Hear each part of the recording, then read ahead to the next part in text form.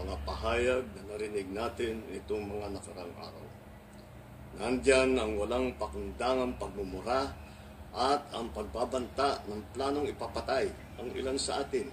Kung ganun na lang kadali ang pagplano sa pagpatay ng isang presidente, paano pa kaya ang mga pagkaraniwan na mamamayan? Yung ganyang kriminal na pagtatangka ay hindi dapat pinapalampas. Yan ay aking papalagan. As a democratic country, we need to uphold the rule of law.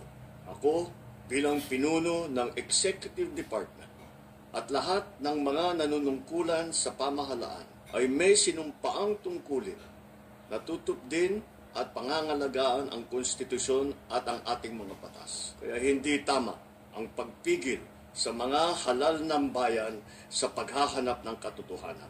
Hindi na sana hahantong sa ganitong drama kung sasagutin lamang ang mga lehitimong katanungan sa Senado at sa House of Representatives. Ang katotohanan ay hindi dapat itokhang.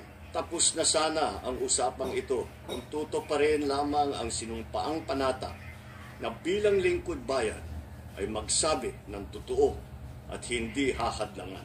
Imbis na diretsahang sagot, nililihis pa sa kwentong chicheria.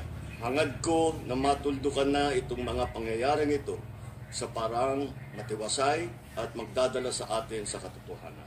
12 taon din ako nanungkulan sa magkaparehong kamara ng Kongreso.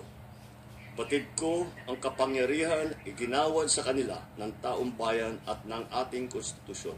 Dahil dito, iginagalang ko ang kanilang gawain bilang isang independenteng sangay ng ating republika. Kahit ang buong executive branch, lahat ng mga ahensya, ay hindi nakakaligtas at parating sumasailalim sa kanilang masusing pagsusuri. Bilang isang bansa, marami tayong mga paghamon na dapat harapin at mga suliraning dapat bigyan ng lunas. Sa kabila ng mga pambabatikos, nakatuon ang aking pansin sa pamamahala.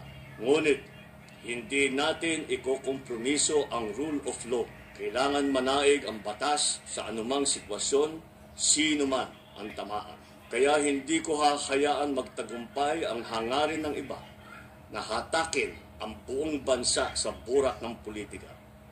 Igalang natin ang proseso. Tuparin natin ang batas. Alalahanin natin ang mandato na pinagkatiwala sa atin ng milyon-milyon na Pilipino. Magtrabaho po tayo sa ikauunlad ng Republika ng Pilipinas at para matamo ang bagong Pilipinas.